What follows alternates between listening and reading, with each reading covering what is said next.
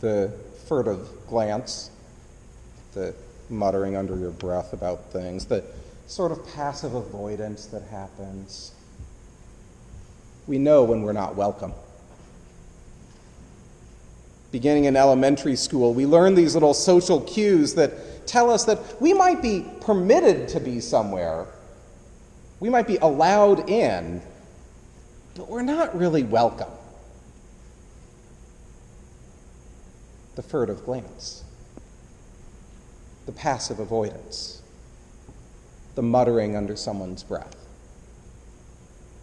We're permitted but not accepted, based on what? Economic status, maybe? How we're dressed?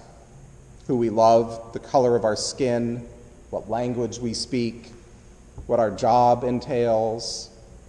Which group of friends we have at school? Whatever the criteria is. And I don't want to discount the fact that we have made great progress in some of these categories in America.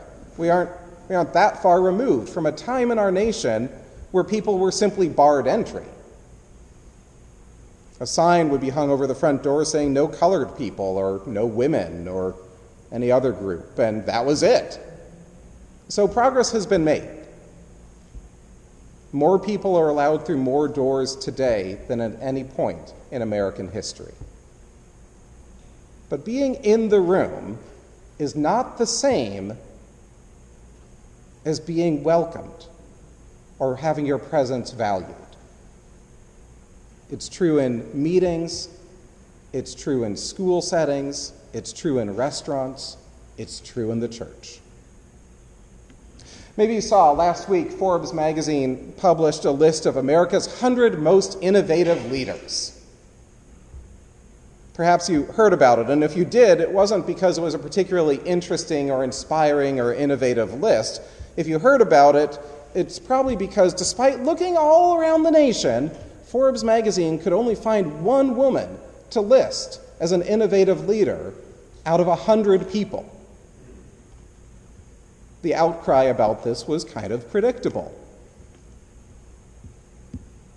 Forbes issued a kind of sort of apology in which they said they were just following their methodology, which happened to be designed by a committee consisting only of men,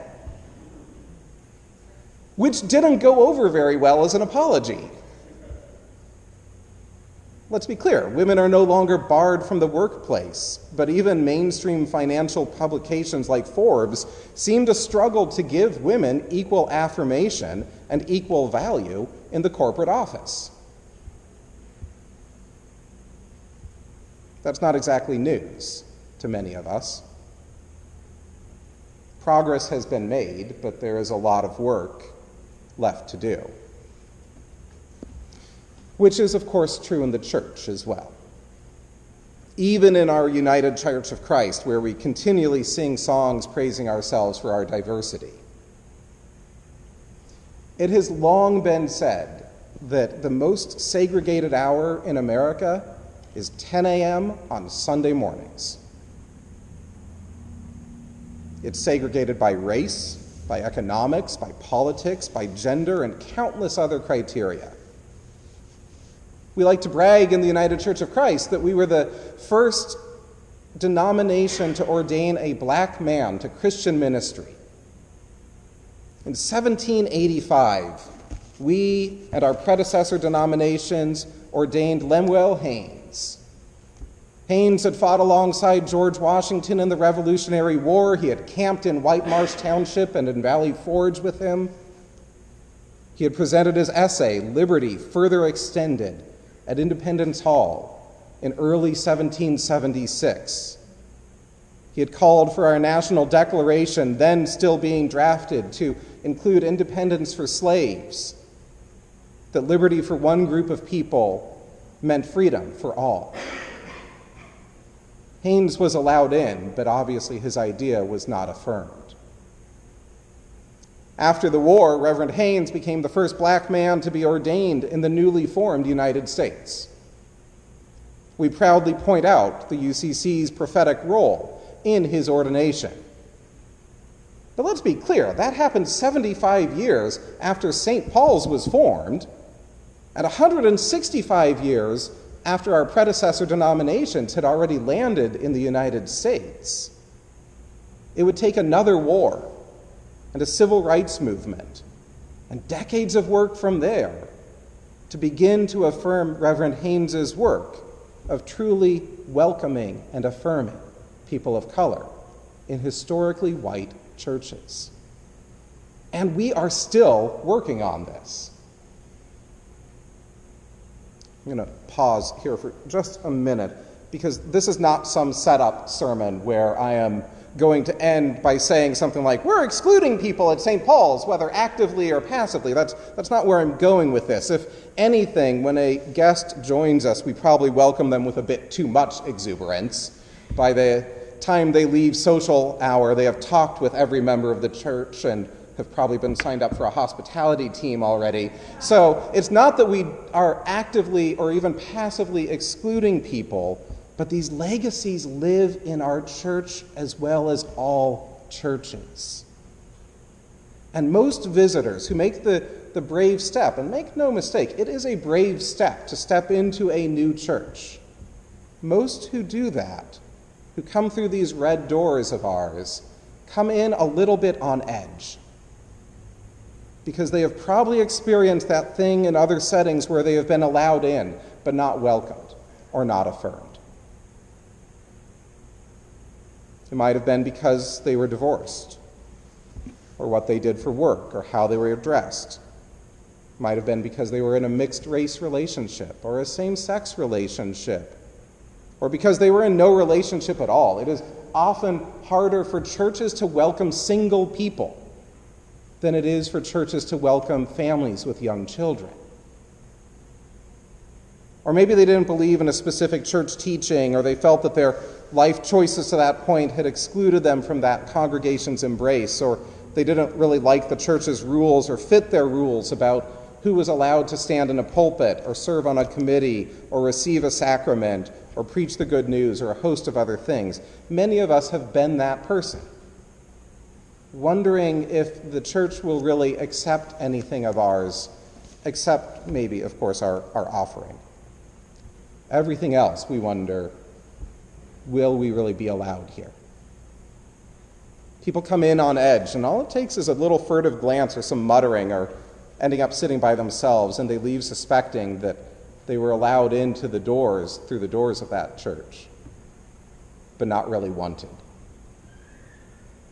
In today's gospel, a crowd gathered to hear Jesus. Everyone was allowed to be there. But the Pharisees and scribes grumbled and felt like the sinners and the tax collectors, they shouldn't be there. They could be there, but they shouldn't be there. They didn't say that they couldn't be there. They just did that middle school thing, which was sort of like where they whisper and glance and mutter and grumble in such a way that it was really clear to the other folks, like, oh, they don't want us here. I don't know what Jesus had actually planned on talking to this group about, but when he realized what was happening, he threw out his prepared remarks. And instead, he told 3 stories about things being lost and then being searched for, and when they were found, they were restored to the community and fully celebrated. There was a lost sheep. Maybe it wandered off on its own, but maybe the other sheep had banished it for being different. What we know is that whether it had wandered off or it had been excluded by the other 99, a good shepherd will search for it. And when he finds it, he will celebrate and affirm its value as it is restored to the community. Such is life with God, Jesus said. A second story, there was a woman who had 10 coins and she lost one. It probably went missing on its own, just like things in life do. Bad luck, life happens. We misplace things. I've done that game where it's like, Julia, have you seen my glasses? I have no idea where my glasses... Like, that's just... Things just go missing on us. Its value was never in question. It was always valued, but now it's gone. And what will life be like without it? When's the last time we realized that something truly valuable was missing in our life? Remember that sense of panic? The gasp that we have when we realize that someone or something or an animal or a friend or something has gone fundamentally missing that we value. And we tear the house apart and retrace our steps and post missing signs and pray and hope and wait for someone to contact us and say that they have seen our missing item, a pet, a person. And this woman, she searched high and low for her coin. And when she found it, she gathered her neighbors to celebrate that what was lost was now found. She didn't care how it went missing. Her joy was simply that it was back, part of life again, fully treasured. A third story, a prodigal son who took his inheritance and, let's just be clear, made a series of terrible life decisions. He threw everything away. He was lost in a foreign land, living lower than a pig. We know how he ended up there. Self-banished through personal choices and private shame. And yet his father continually looked for him. And when the prodigal son had barely turned back towards home, while he was still far away, the father ran towards him and celebrated the restoration of his family. Because God loves and affirms and values and places us in these beloved communities, even when we've made terrible life choices. And God loves us and places us in these communities when life has just happened that way. And God loves us and places us in these beloved communities when others have made it clear that we may be allowed there, but we're not really welcome. 3 stories, and the response is always the same. We as a church are to search for the lost, restore them to community, and then celebrate their presence, value their wisdom, affirm their life journey as children of God, no matter who you are or where you are on your life's journey. Amen.